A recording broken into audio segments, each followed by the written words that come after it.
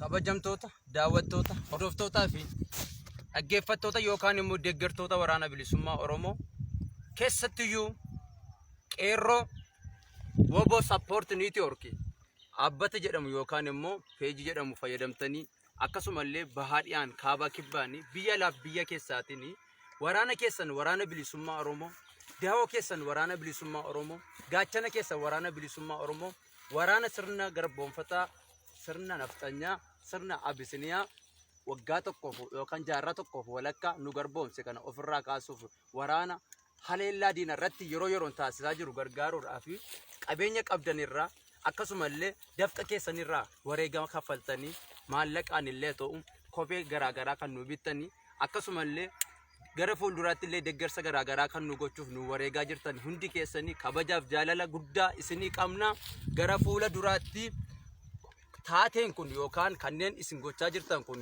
isinaa baru qabsoon bilisummaa Oromoo kan waraanni bilisummaa Oromoo gochaa jiruuf kanneen uummata Oromoo gochaa jiru kun galanni keessan bilisummaa atoo jecha isinaa galateeffatu qabsoon injifannoon uummata Oromoo baay'ee isin jaallanna nuti humni yookaan furgaatuun risaa kun baay'ee galanni keessan bilisummaa isin jenna qabsoon isinaa galateeffatu hunda keessan qabsoon isinaa galateeffatu yaada dabalataa barsiisaa ijoollee qeerroo WBO support networkidhaan ijaaramanii jiran kanaaf maal jetta?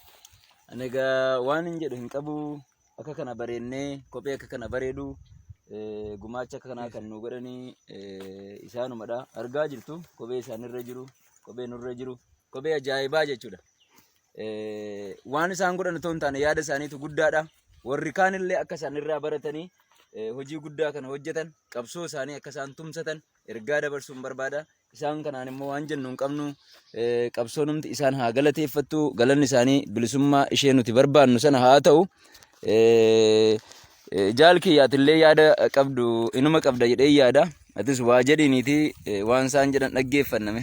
Eeyyee gaanillee qeerroo WBO support network baay'ee galateeffadha. Isaaniin illee qabsoon isaan galateeffattu akkasuma waraana bilisummaa Oromoo kaaba kibba ba'aa jiran hundallee walitti qabanii kan gargaaranidha. Yeroo ammaa kanatti waan qaban irraa biyyaan baatanii gargaarsa kana waraana bilisummaa Oromoo bira dhaabbatanii gochuu isaaniitiif guddaa isin galateeffannaa guddaa galatoomaa qabsoon isinaa galateeffatu qabsoon Isinaa galateeffatu kanuma jennaa isaan galateeffatu.